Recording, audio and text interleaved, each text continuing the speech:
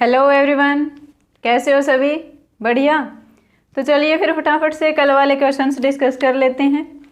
क्या था कि हमें पॉजिटिव और नेगेटिव वर्क के एग्जाम्पल्स देखने थे। तो पहले पॉजिटिव वर्क के एग्जाम्पल देख लेते हैं। क्या क्या हो सकते हैं। मान लो आप साइकिल चला रहे हो, आप सामने की तरफ फोर्स लगा रहे हो और साइकिल भी सामने की तरफ चल रही है।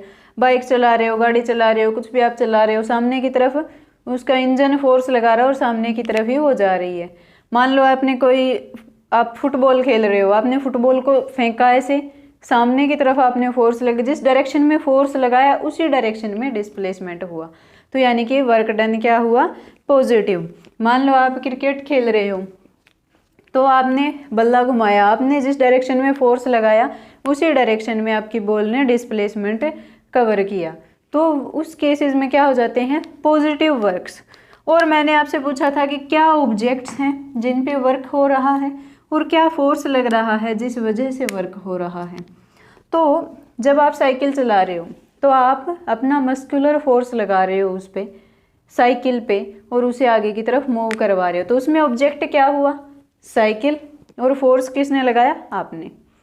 गाड़ी चला रहे हो तो इंजन उस पे फोर्स लगा रहा है और गाड़ी क्या है? ऑब्जेक्ट जिस पे वर्क हो रहा है। इसी तरह से बाइक हुआ अपना ऑब्जेक्ट जिस पे वर्क हो रहा है और इंजन उस पे फोर्स लगा रहा है।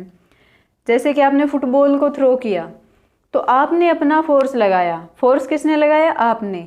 किस पे लगाया? फुटबॉल पे। तो फुटबॉल हमारी हुई ऑब्जेक्ट और फोर्स आपकी वजह से लगा। आपने मस्कुलर फोर्स लगाया, उसको काइनेटिक एनर्जी आपने प्रोवाइड की। एनर्जी का हम बाद में देखेंगे। चलो ये आपको समझ में आ गए होंगे। और नेगेटिव वर्क के कुछ एग्जांपल्स। नेगेटिव वर्क के एक तो हमने साइकिल वाला देख लिया था कि अगर बहुत तेज हवा चल रही हो तो आपकी वजह से जो वर्क डन हो रहा है वो उस पर नेगेटिव होगा। आप इस डायरेक्शन में फोर्स लगा रहे हो लेकिन हवा बहुत तेज चल रही है और वो पीछे की तरफ मूव कर रही है आपकी साइकिल। तो फोर्स आपका इस डायरेक्शन में, डिस्प्लेसमेंट उस डायरेक्शन में। तो आपकी वजह से जो वर्क डन हुआ वो क्या हो गया? नेगेटिव। और मान लो कोई गाड़ी आ रही है सामने से, उसके ब्रेक फेल हो गए और आप उसको ऐसे धक्का लगा के उसको रोकने की कोशिश कर रहे हो। तो गाड़ी मान लो इस साइड से आ रही है,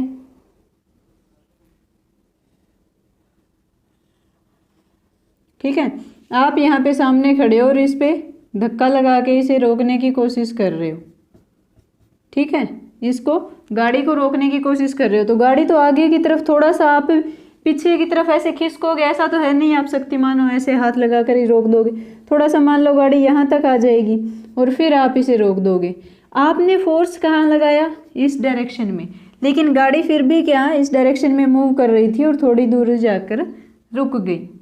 तो यानी कि फोर्स था इस डायरेक्शन में और डिस्प्लेसमेंट हुई इसके अपोजिट डायरेक्शन में। तो यानी कि आपकी वजह से जो वर्क डन हुआ वो क्या हो गया? नेगेटिव। अब मान लो आप सामने से गाड़ी रोक रहे हो तो इसका मतलब ये तो है नहीं कि आप एक्सेलरेटर दबाकर उसे रोक रहे हो, मतलब रेस वगैरह नहीं दे रखी होगी तभी आप उसे रोकने की कोशिश कर रहे हो। तो उस केस में गाड़ी किस वजह से चल रही है? वो पहले मोशन में थी तो उसका इनर्शिया ऑफ मोशन उसको मोशन में ही रखने की कोशिश करेगा। यानी कि इनर्शिया की वजह से उस पर जो फोर्स लग रहा था वो इसी डायरेक्शन में है और इसी डायरेक्शन में डिस्प्लेसमेंट ट्रेवल कर रही है। तो उस फोर्स की वजह से वर्क डन क्या हो रहा है? पॉजिटिव। एक और एग्जांपल देखो, आपकी एक्टिविटी भी दी हुई है बुक में कि आप कोई चीज़ को ऊपर की तरफ उछालते हो। हर एक चीज़ पे ग्रेविटेशनल फोर्स लगता है डाउनवर्ड में। जब आप किसी चीज़ को ऊपर की तरफ उछालते हो तो उस पर पॉजिटिव वर्क हुआ या नेगेटिव? अगर पॉजिटिव है तो किस वजह से है, अगर नेगेटिव है तो किस वजह से है। तो चलिए फिर अब देख लेते हैं इस केस में भी कि जो ग्रेविटेशनल फोर्स है वो इस पे लगेगा नीचे की तरफ, लेकिन आपने उछाल दिया इसको ऊपर की तरफ, ऊपर उछाल दिया तो ऊपर ही जाएगी, थोड़े टाइम बाद हाँ नीचे आएगी। लेकिन अभी हम एक बार कंसिडर करें ऊपर जाता हुआ केस कि वो ऊपर जा रही है, तो उस केस में फोर्स लग रहा है नीचे की तरफ और ऑब्जेक्ट एक्चुअल में जा रहा है ऊपर की तरफ, है ना।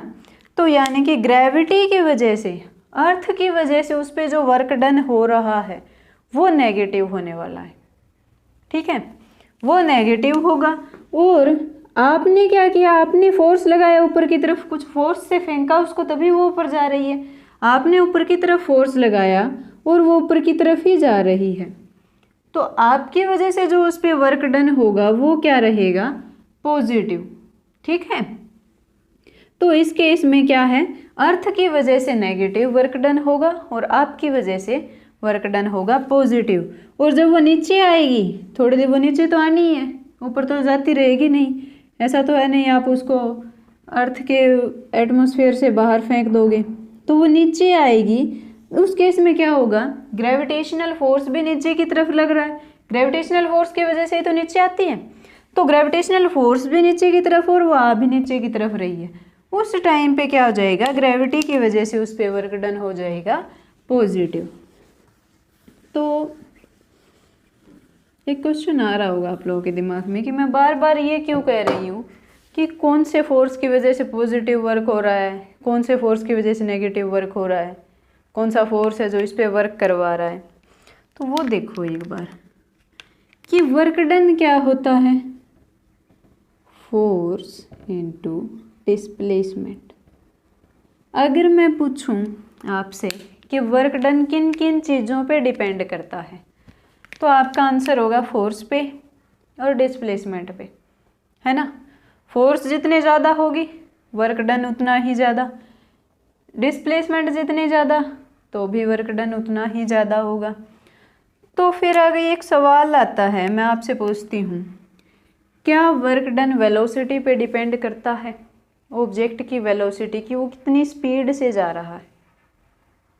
सोचो इसके बारे में थोड़ा, कुछ बच्चे इसको इस तरीके से सोच भी रहे होंगे, क्या पता।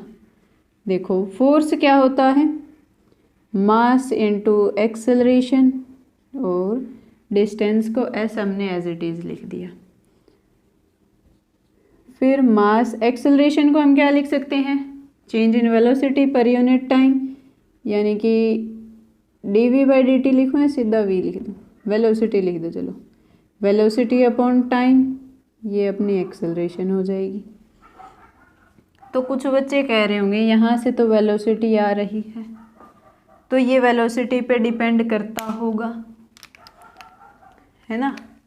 कुछ कह रहे होंगे कि वेलोसिटी जितनी ज़्यादा होगी उतना ही ज़्यादा वर्क डन होगा, वेलोसिटी जितनी कम होगी उतना ही कम वर्क डन होगा।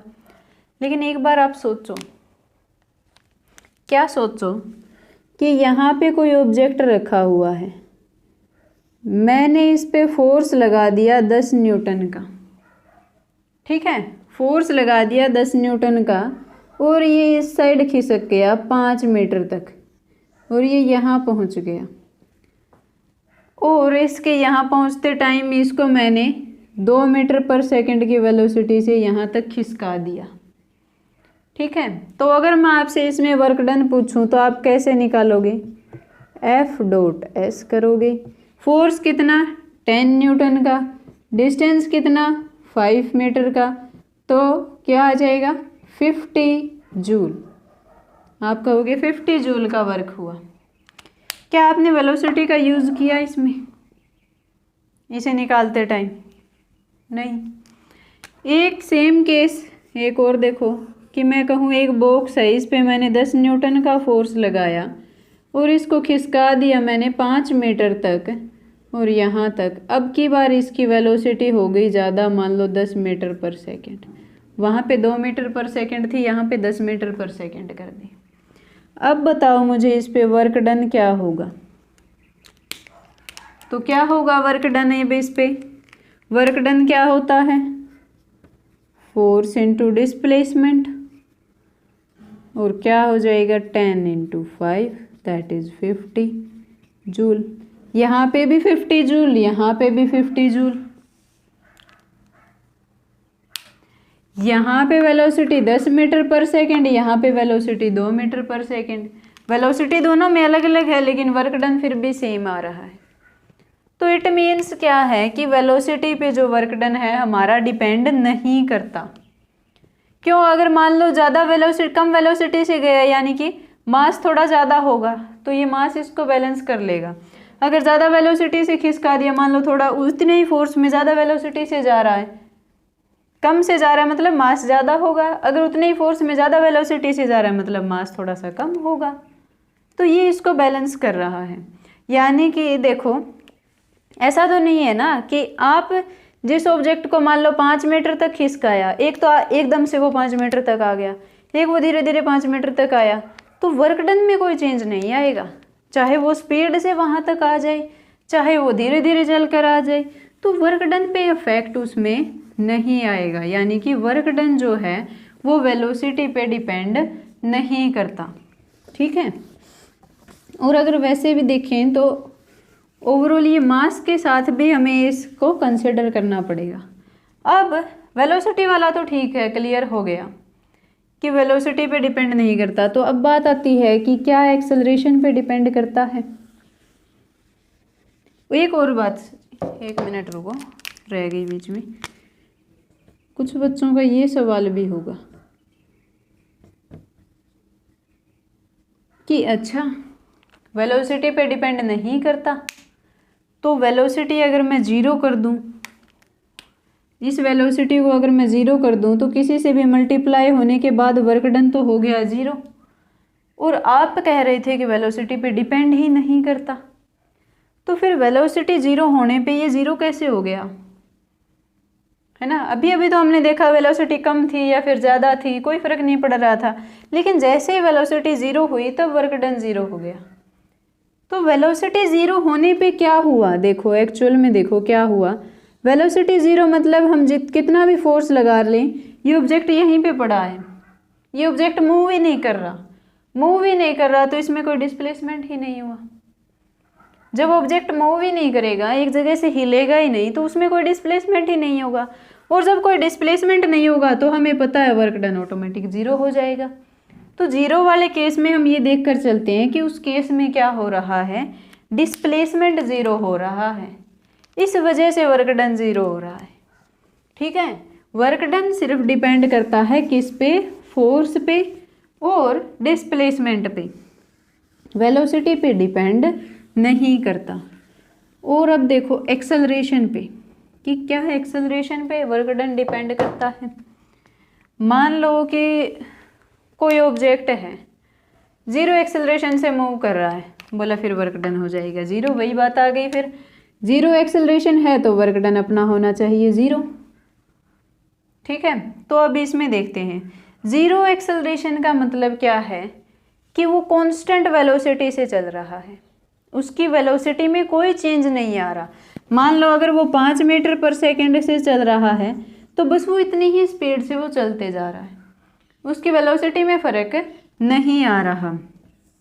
तो अब आप कहोगे कोई ना कोई फोर्स लग रहा होगा तभी ऑब्जेक्ट मोशन में है, लेकिन थोड़ा याद करो, न्यूटन्स लॉज में हमने पढ़ा था कि अगर कोई ऑब्जेक्ट रेस्ट में है या फिर कांस्टेंट मोशन में है, यानी कि कांस्टेंट वेलोसिटी से अगर मूव कर रहा है, तो उस केस में उस पर नेट फोर्स ज़ीरो लगता है, इस वजह से वो कांस्टेंट वेलोसिटी से मूव करता है।